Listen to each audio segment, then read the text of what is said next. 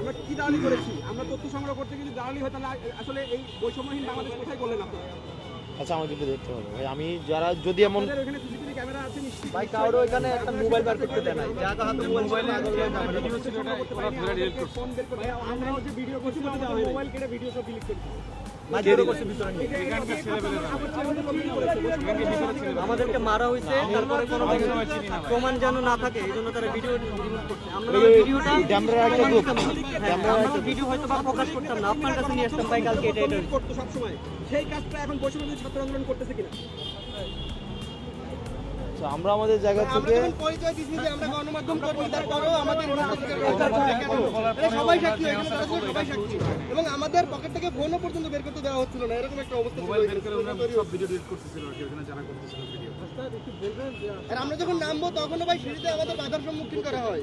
না না একটু জি হাসনাত, আপনি তো সকল শিক্ষার্থীদের কথা শুনলেন, তারা পরিচয় দিচ্ছে তারা বৈষম্য বিরোধী ছাত্র আন্দোলনের সাথে তারা যুক্ত ছিল এবং বৈষম্য বিরোধী ছাত্র আন্দোলন অন্য আরেকটা গ্রুপ তাদের উপর হামলা করেছে। আপনি তো শুনলেন, তো এই বিষয়টা আসলে আপনি তাদেরকে আসলে কি বলবেন? দেখবো, জানবো আরো, একটু যদি এক লাইন বলেন। এই তো আমি দেখবো আরো জানবো। ওরাই তো বললো যে দুইটা গ্রুপ, একটা ড্যামরা একটা গ্রুপ উস্কানি দিচ্ছে, ওরা আসছে। আমি আগে পদক্ষেপে দুই গ্রুপের কথা শোনার পর একটা স্টেটমেন্ট দিবেন, আমি একটা তারপরে বুঝতে হবে সেটা কখন নাগাদ হতে পারে যদি একটু আমি জানাতেন আমাদেরকে। আমি একটু আগে দেখি, আমি পুরো পরিস্থিতিটা আমি মাত্র তো আপনি তো দেখছেন, আমি মাত্র আসছি, দৌড়ে আসলাম, আসার পর এখন আমার পুরো পরিস্থিতির একটু বুঝতে হবে। হাসনাত, আপনি একটু বলবেন যে শিক্ষার্থীরা আপনার কাছে কি জানিয়েছে, তারা কি চাইছে? যে আপনার সামনেই তো ওনারা বললেন, আপনার কাছ থেকে শুনতে চাই যে আপনি আসলে কি শুনলেন। উনি আপনাকে কি মানে মাত্র কি বললেন ওনারা? ঠিক আছে, এখন এই বিষয়ে আপনার আসলে কি বলার থাকবে যদি ছোট্ট করে গণমাধ্যম কর্মীরা এখানে আমি দেখবো, জানবো, এবং হচ্ছে ভাই যেটা জানিয়েছেন এটা খুবই কনসার্নিং। আমরা এই ঘটনা চাই না, আমরা এই বিষয়টাকে দেখবো। আরেকটা বিষয় হাসনাত, নতুন বাংলাদেশ বলা হচ্ছে, নতুন বাংলাদেশে গণমাধ্যমগুলো নতুন রূপে কাজ করছে এবং পুরোপুরি দেশের জন্য কাজ করছে, নতুন করে তাদেরকে কাজ করার সুযোগ দেওয়া হচ্ছে কিনা, আর যদি কেউ বাধা দেয় তাতে সেই ক্ষেত্রে আপনাদের পক্ষ থেকে কি বলার থাকবে? গণমাধ্যমের পূর্ণাঙ্গ স্বাধীনতা নিশ্চিত করার জন্য এই আন্দোলন হয়েছে এবং সেটা অব্যাহত থাকবে। এখনো দেখা যায় যে জুলাই আন্দোলনে কারো বিরূপ ভূমিকার কারণে দেখা যায় বর্তমানে তারা পুরোপুরি দেশের হয়ে কাজ করছে এবং অসংখ্য গণমাধ্যম কর্মী সেসব পত্রিকাগুলোতে, টেলিভিশনগুলোতে কাজ করছে এবং তাদের উপরে অনেক কথাবার্তা আসছে, যারা আসলে বলছে যে এই ধরনের কথাগুলো যে তারা কাজ করতে পারবে না, তাদেরকে বক্তব্য দেওয়া যাবে না, তাদেরকে সাক্ষাৎকার দেওয়া যাবে না। তাহলে কি গণমাধ্যম আসলে পরিবর্তন হতে পারবে? নতুন করে যারা কাজ করছে তাদের কি সুযোগ দেওয়া উচিত না? গণমাধ্যমের দায়িত্ব, গণমাধ্যমের আপনারা যারা ওই যে বোর্ড রয়েছেন ওনাদের দায়িত্ব এটা। তারপর নতুন করে গণমাধ্যম সাজছে, এই বিষয়ে আসলে সকলের উদ্দেশ্যে আপনার কি বলার থাকে? আমাদের প্রত্যাশা গণমাধ্যমের উন্মুক্ত স্বাধীনতা নিশ্চিত হওয়া উচিত।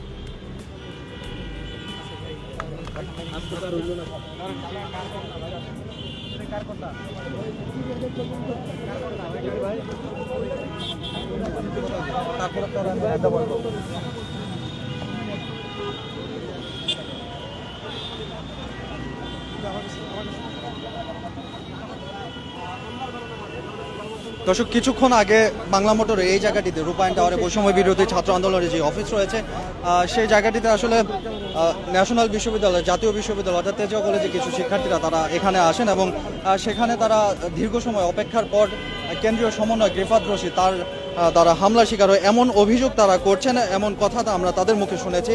তারা বলছিলেন, তারা অভিযোগ করে আসছিলেন এবং সেই ঘটনার পরপরই আমরা কিছুক্ষণ পরে দেখি আরেক কেন্দ্রীয় সমন্বয়ক হাসনাত আবদুল্লাহ গাড়িযোগে এই ঘটনাস্থলে এসে উপস্থিত হন এবং তিনি তাদের অভিযোগ করছিলেন, যারা অভিযোগকারী রয়েছেন তেজগাঁও কলেজ সহ জাতীয় বিশ্ববিদ্যালয়ের যেই ছাত্র প্রতিনিধি যারা এসেছিলেন রূপায়ণ টাওয়ারের এই বৈষম্য বিরোধী ছাত্র আন্দোলনের এই অফিসটিতে, সেখানে তারা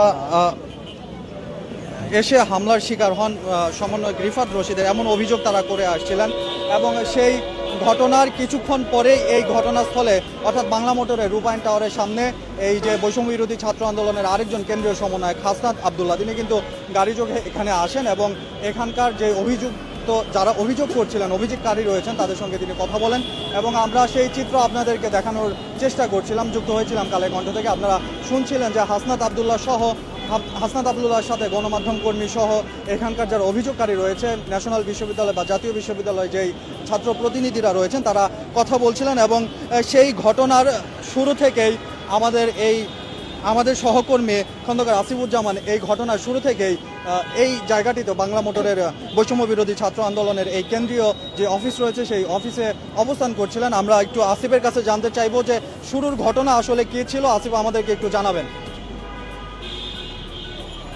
অসংখ্য ধন্যবাদ মাহাদি হাসান। আপনি যেমনটা বলছিলেন যে বৈষম্য বিরোধী ছাত্র আন্দোলনের দুপক্ষের মধ্যে হাতাহাতির একটা ঘটনা ঘটেছে।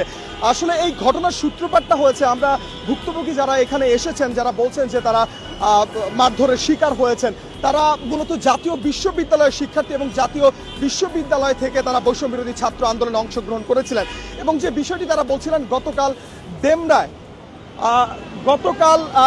ডেমরায় আমরা দেখতে পেয়েছি, শুনতে পেয়েছি যে তারা বলছিলেন যে বৈষম্য বিরোধী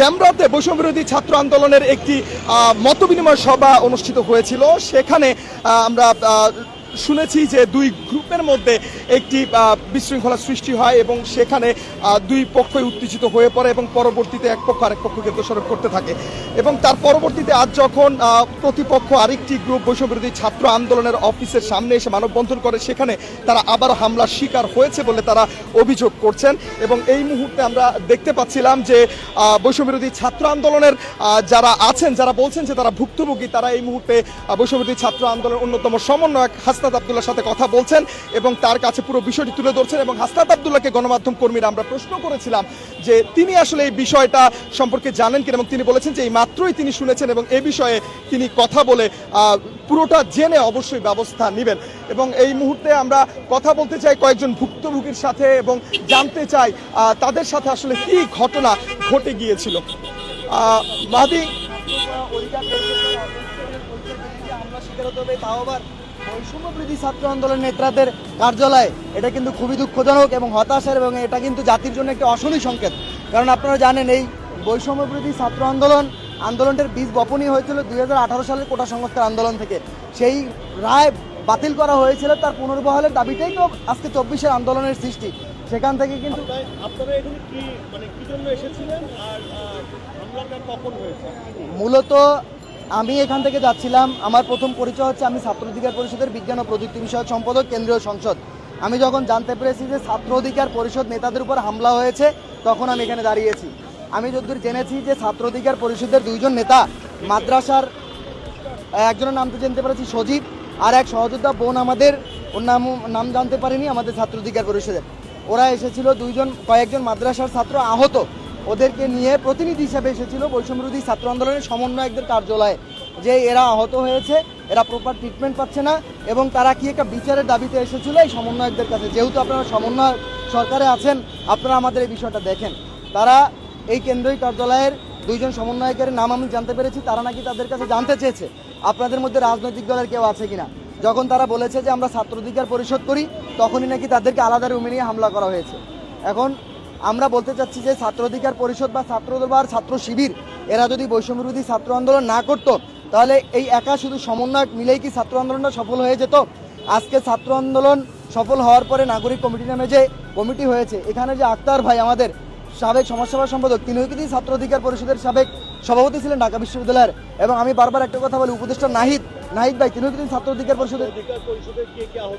এখানে আমি যতদূর জানতে পেরেছি সজীব যে ছেলেটা এসেছিল ও আহত হয়েছে, আর একটা মেয়ে আহত হয়েছে, আমি ওর নাম তো জানতে পারিনি। আমি মূলত ওদের সাথে আসি না, আমি এখান থেকে যাচ্ছিলাম, আমি জানতে পেরেছি ছাত্র অধিকার পরিষদের নেতাদের হামলা হয়েছে। হামলা করেছে বৈষম্য বিরোধী ছাত্র আন্দোলনের কেন্দ্রীয় সমন্বয়কদেরকেও। এখানে রিফাত রশিদ এবং আসাদ বিন রনি ভাইয়ের নাম এসেছে। আসাদ বিন হামলা করেছেন, ওনারা উপস্থিত ছিলেন, হামলা করেছে ওনাদের মধ্যে কেউ ওনাদের উপস্থিতিতে। ধন্যবাদ।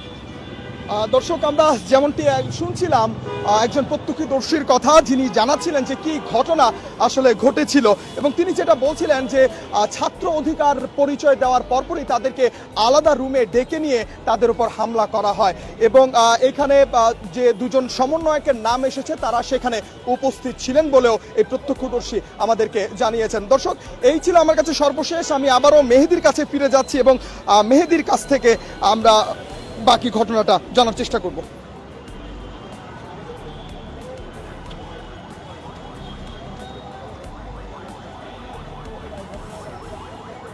দর্শক, কালের কণ্ঠে যুক্ত রয়েছেন। ঠিক এই মুহূর্তে আমরা রয়েছি বৈষম্য বিরোধী ছাত্র আন্দোলনের কেন্দ্রীয় যে অফিস, এই অফিসের সামনে। আমি একটু দেখানোর চেষ্টা করব, এখানে যারা এসেছিলেন তারা অভিযোগ করেছেন যে রিফাত রশিদ সমন্বয়, কেন্দ্রীয় সমন্বয়, তিনি এখানে উপস্থিত ছিলেন, তার উপস্থিতিতে এমন হামলার ঘটনা ঘটে। একটু দেখানোর চেষ্টা করব, তারা যে ব্যানারগুলো নিয়ে এসেছিলেন সেই ব্যানারগুলো এখানে পড়ে আছেন। আরেকটি তথ্য যেটি জানিয়ে রাখতে চাই, যারা অভিযোগকারী রয়েছেন তারা কিন্তু বারবারই বলে আসছেন যে তাদের মধ্য থেকে মোট চারজন হামলার শিকার হয়েছেন এখনো পর্যন্ত এই কেন্দ্রীয় সমন্বয়কদের যে অফিস রয়েছে সেই অফিসে। এবং চারজনই তারা যেমনটি বলছেন, তারা যেমনটি দাবি করছেন, চারজনই ঢাকা মেডিকেল কলেজ হসপিটালে তারা চিকিৎসাধীন অবস্থায় রয়েছেন। এবং কিছুক্ষণ পূর্বে আমি যেমনটি বলছিলাম, সহকর্মী আসিফুজ্জামানও তিনি বলছিলেন, কেন্দ্রীয় সমন্বয়ক হাসনাত আবদুল্লাহ তিনি এখানে এসেছিলেন। গণমাধ্যম কর্মী আমরা যারা এখানে উপস্থিত ছিলাম তারাও হাসনাত আবদুল্লাহকে প্রশ্ন করেছিলাম যে আসলে এই যে হামলার ঘটনা, এই হামলার ঘটনার নেপথ্যের কারিগর কে, বা এই হামলার ঘটনার আসলে মূল রহস্যটা কি, কিভাবে হামলা হলো, কেন হামলা হলো, কাদের উপর হামলা করা হলো। আসলে হাসনাত আবদুল্লাহ পুরো ঘটনাটি তিনি মাত্রই শুনেছেন এমন একটি বক্তব্য আমরা তার কাছে পেয়েছি। তিনি ঘটনা পুরোপুরি না জেনে আসলে কোনো মন্তব্য করতে রাজি হননি, তেমনটি আপনারা দেখছিলেন।